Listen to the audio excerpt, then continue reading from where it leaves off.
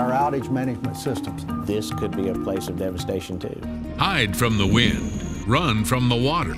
But this is a lot of water to outrun. Parts of 95 will be underwater. Well, your bridges will be gone. And if you live on an island like Hilton Head, a little prevention on the front end goes a long way on the back end. Statesboro is the staging area for coastal emergency teams, but there won't be room for everybody. The big one, this may not be the place to be. The WTOC First Alert Weather Team has been throughout Georgia and South Carolina, even in the skies above, to help you prepare for when, not if, a hurricane threatens. Tonight we complete our Hurricane Preparathon Week with a reminder of why we prepare.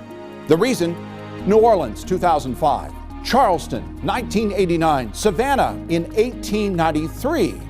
The devastation and loss of life from those hurricanes that struck coastal communities just like us. A constant motivation to prepare for when, not if, a hurricane strikes. And the first thing to know is that the WTOC First Alert Weather Team will be there right alongside you every step of the way, even when that first step is up in the air. Hunter Tower, Coast Guard 6562, Delta, taxi Coast Guard ramp to contact pad.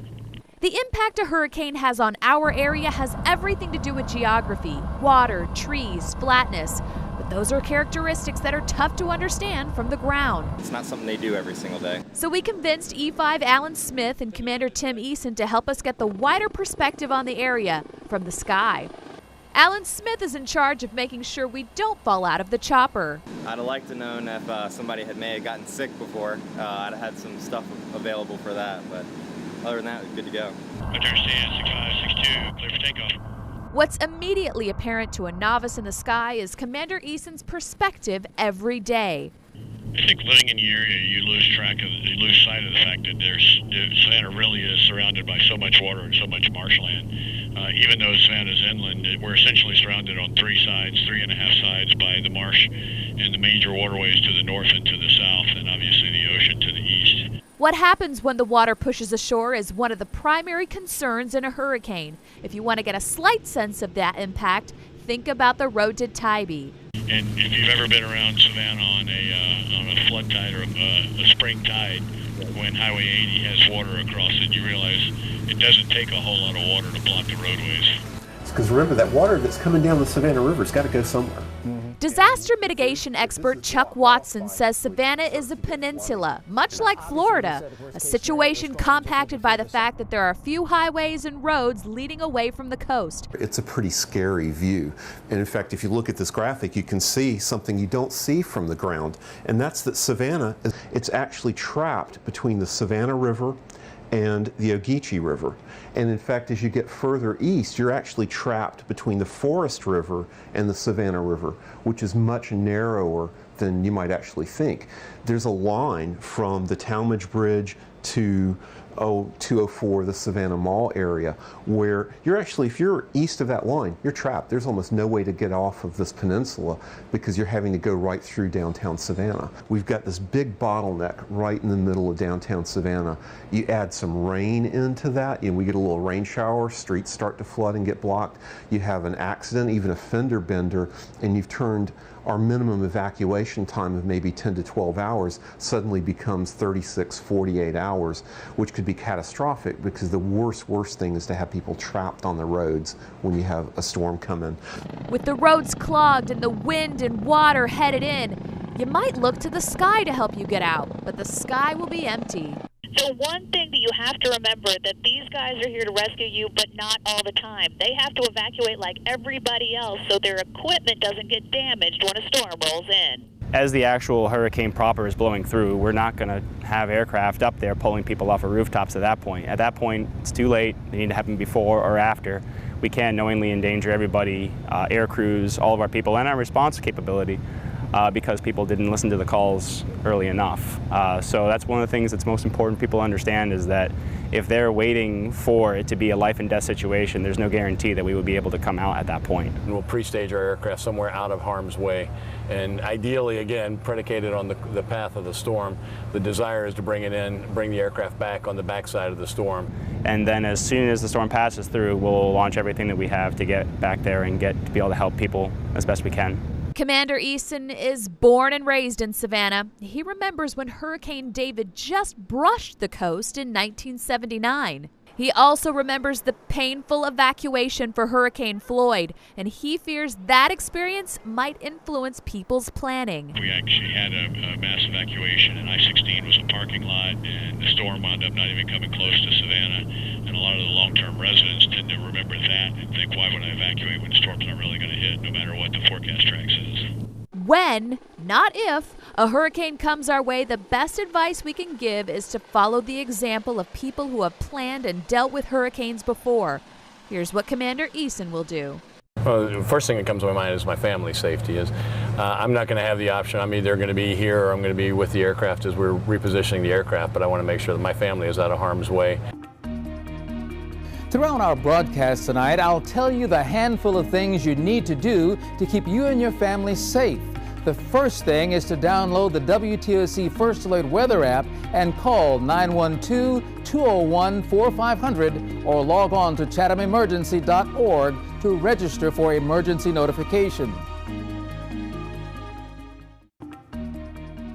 Right, I don't know if you can see him from here. He's pretty tall, but right below us on Hilton Head Island, John Weatherby is in the weeds finding out more about their plan when a hurricane strikes. Man, that's an awesome perspective to have across Hilton Head Island. Absolutely beautiful. But now we've come back to the surface. Let's find out what happens when the worst case scenario happens here. All these beautiful resorts up and down the beach, all the condominiums, the rental villages, some very important industries are going to be damaged by the worst case scenario. What is the plan? We've got the Vice President of Communications, Charlie Clark, here, who's going to help us answer that question. Charlie, what happens when it happens? The good news is we're going to be fine. Yes. There's a plan in place. You know, being a coastal destination on the Atlantic coast, you have to have a plan, right? Right. And the good news is there is a plan for Hilton Head Island. We, as the Chamber of Commerce and Visitors Bureau, intricately involved in the whole process. We actually serve on the team for disaster recovery. All right, well, let's get specific. What happens to the employees of the tourist industry? There's a plan in place. Each resort has a hurricane disaster plan, just as the entire destination does.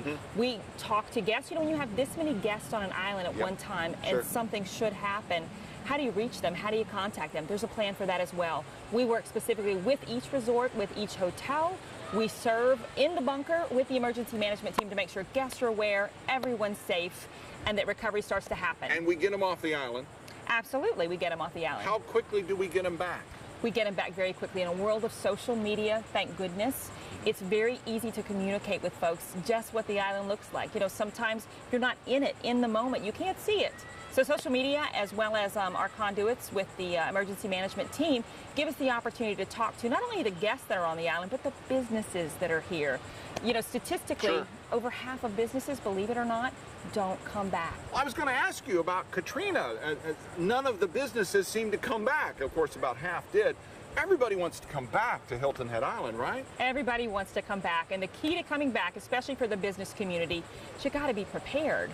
You know, a little prevention on the front end goes a long way on the back end, and when you're looking at over half of businesses don't come back after a hurricane, which is amazing. And in a tourism-based economy, it's really important that people know, do you have business interruption insurance? Do you know your plan? Where's your server going? When are you coming back? It's important that you be prepared on the front end for whatever may happen on the back end. Okay, so we've got the resorts, we've got the condos. What about the folks that live here? Let's talk about Sea Pines. Let's talk about Hilton Head Plantation. Do they have plans as well? They absolutely have plans. We're a coastal destination. Just like anywhere along the coast, you should have a plan. And all the communities on Hilton Head work together very well.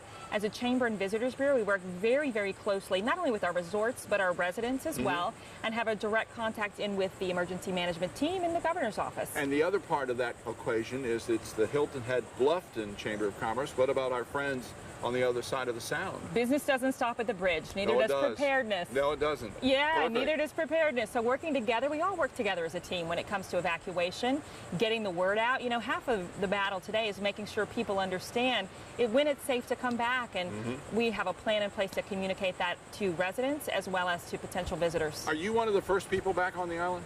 Well, our office staff, yes. We actually, during a potential storm, we work. We have a side office that we use. We go set up a command post that we can answer questions, because visitors have a lot of questions. Sure. We're updating our website, giving them just the facts, ma'am, directing them to local resources like WTOC. Get the local story. Yeah. Use the local We'll tell you weather when to come back. outlets. Yeah, we'll tell you. So that beautiful site that's right over your right shoulder, those umbrellas and that beautiful sand and that beautiful ocean water, we'll be back here at some point. We'll all be back. Yes. Yep. We're ready to weather the storm. Hopefully, Charlie, we never need any of this. I don't think so. Thank you. Thanks. Thank you for your time. Thanks, John. Here's a question to think about now. How do you talk to your family? Who calls who?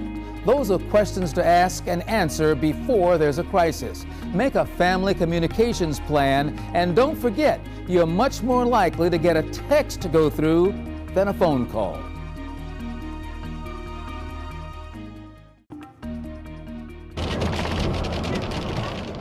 Near the top of everybody's list of concerns in a hurricane is electricity. Without power, food and sanitation become critical issues, along with medical care and security. We travel to Atlanta to get an understanding of how Georgia Power is prepared when our area faces a hurricane. During a major event, especially something like a hurricane, their focus is in here. This is the Georgia Power Storm Center. On most days, this room would be dark. But in the event of a hurricane, all of the resources of Georgia Power, including 8,000 employees, would operate under the leadership of Emergency Director Aaron Strickland. Walk us through before, what you're doing before to get the people ready, during it, and then what happens after. Number one is monitoring. We're watching the weather, looking at the probability. When we feel the confidence level is up that Georgia is going to be impacted, we start obtaining resources at that time. I would start bringing resources into the state of Georgia outside of the impacted area. The impacted area being, Savannah, Brunswick, along the coast of Georgia. I'm going to bring resources into Atlanta, Macon, Valdosta, different areas like that, bring them in so that they're ready, sitting on the outside, so that when it passes through, then we're ready to go in with GEMA, do the search and rescue, make sure the roads are clear, the bridges are safe for people to get in, the power lines out of the way. We go in, clear that, then all the rest of the restoration workers, emergency response teams, things like that can come in after that. So then we start moving all of our people in to start getting the power back up. And what will happen is, normally following a hurricane, generally speaking, there's no hotels, there's no restaurants. We go in and start literally building cities. When I say a city, a small city for our teams to live in. These are some of our outage management systems. From the Storm Center, Strickland can identify problem areas and send resources to address them. It allows us from here at the Storm Center to see the entire state. I'm not depending on someone's opinion. This is telling me what is going on. Right. So it allows us to make good, logical decisions in major outages. But it's important to note that this will only happen after the hurricane has passed. He will not put the lives of Georgia Power's personnel at risk during the storm. Hurricane, you're going to have winds 60, 70, 80 plus miles an hour. You can't work in that. We pull people away from that to get them out safely. If you look at the flooding, you can't have people in there with the flooding, they can't work. If we have a major storm, a hurricane, something like that, we would definitely be going around the clock and bringing extra resources. What Georgia Power can provide during the storm is a network of information emanating from their new social media center. So this is, like you said, this is all real-time data of anybody who's talking about hashtag Georgia Power, at Georgia Power, anything on the internet, social media-wise, you can get in real time here. That's right, because some customers don't necessarily know our Twitter handle, for instance, so we monitor for hashtag Georgia Power or some other, abbreviations like that, so we can see where they might be reaching out to us. So let's just say you get something up here and you got somebody saying, hey, my power's out, and how does it go from here to you actually implementing to get them information, to get them useful help? Right. Well, a lot of times we want to one, educate customers that a lot of this information is available online through our outage maps, for instance. Rather than waiting on us to even respond to a tweet, they can just go to outagemap.georgiapower.com and see their outage, see an estimated restoration time without even having that delay. So we'll try to educate, giving links and resources like that. But we'll also, in particular cases, we can actually enter their outage in the system. That's a slower way to do it. You know, the best ways are to go ahead and go online or to call us, but we can help customers in a particular situation that way. One of the things that occupies Storm Center minds is the Port of Savannah, which Strickland regards as crucial to the entire nation. He fears that the lifeblood of the port, the river, could also be its undoing. That area could see flooding for days before we could ever get back in. If you were to see a tidal surge like we saw in Katrina, it would be a long time before anybody could get into the coast to do any major work. I mean, you can get helicopters in, but major work? Yeah, parts of 95 will be underwater. Yes. So your major north-south cutoff. Well, your bridges will be gone. They're blown out. Good, done. You're totally island, everything along 95, because the bridges are gone. If you look at Katrina and what happened in Katrina, we had a 20-something foot tidal surge. Those boxcars float, and they were in the middle of the roads. It was a mess. And that very scary prospect is what gives rise to Strickland's greatest fear. We've almost got amnesia. We've forgotten how bad these things can be in the state of Georgia. So my fear is some people do not heed the advice to evacuate. For the sake of your family, you need to think about what happens after the hurricane. Check your insurance policy and carry it with you. Think about how you're going to put your life back together. Your insurance is key to that. In a worst-case scenario, hundreds of thousands of coastal Georgians and South Carolinians will head westward for higher ground, some of those traveling 16 through Bullitt County. We would go into an active mode days before that happened and activate what we call our Emergency Operations Center and get those key players here. So are you from this area? I am. I grew up here. 2 years. We drove around the local community with Ted Wynn, Bullitt County EMA director and local resident, talking about the area's greatest threats if a major storm were to strike. Hugo, Floyd was a big scare, and I remember back in the mid-90s when they just lined up and were coming across, but none hit. But in an area repeatedly threatened, though rarely struck by major storms, complacency can be an emergency manager's worst enemy. You've got to understand that if you get that order to evacuate early, you need to do that because we're going to be dealing with traffic. Director Wynn's biggest concern? In a worst case scenario, can we handle the numbers that could potentially come and locate in our community? The key? A good attitude and plenty of resources. We've got real good partners. You don't have to coax people to come when you need them. They're there in a disaster. They're ready to do what they need to do. And I think that's just been, it's always been that way in Bullitt County and in Statesboro. We have a transportation plan that utilizes the buses from the Board of Education, and we can move large numbers of people to shelters if we have to. There's the old saying, run from the water, hide from the wind. Bullitt County's greatest threats if the big one were to hit? The tornado, the severe weather, the damage to multiple structures, the blocking of the roadways. I mean, we all know the devastation of a tornado. These structures are going to be heavily damaged, if not destroyed. People are going to be needing assistance. Some of these apartment complexes,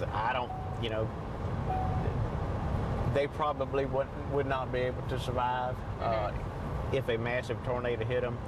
Those tall, tall pines, one of the reasons why Bullitt County is so gorgeous, but also why the same area could be destroyed in a major storm. These are large, old pine trees. They've been around a long time. That will be a major part of devastation is the trees and debris. That's why I tell you to have you some supplies, in your pantry. You may or may not be able to buy something from a local store for a period of time. People need to be prepared every day for disasters. And I haven't seen an event that shut us down totally yet, and I hope that never happens. Maybe the most important advice we can give you is to have an evacuation plan. We live near the ocean, so evacuating is essential when we get a hurricane. Think about where you're going to go and how you're going to get there. And keep WTOC with you so we can tell you when it's safe to return. Well, there you go. And thank you, team, for all the research and the preparations and travels to prepare this program, preparing our community for when, not if, a hurricane strikes. Now remember, download the WTOC free weather app, and all of the information that you need for hurricane preparations are right there in the Hurricane Center at WTOC.com. Be prepared and you'll be fine. And thank you for joining us. I'll see you right back here tonight at 11.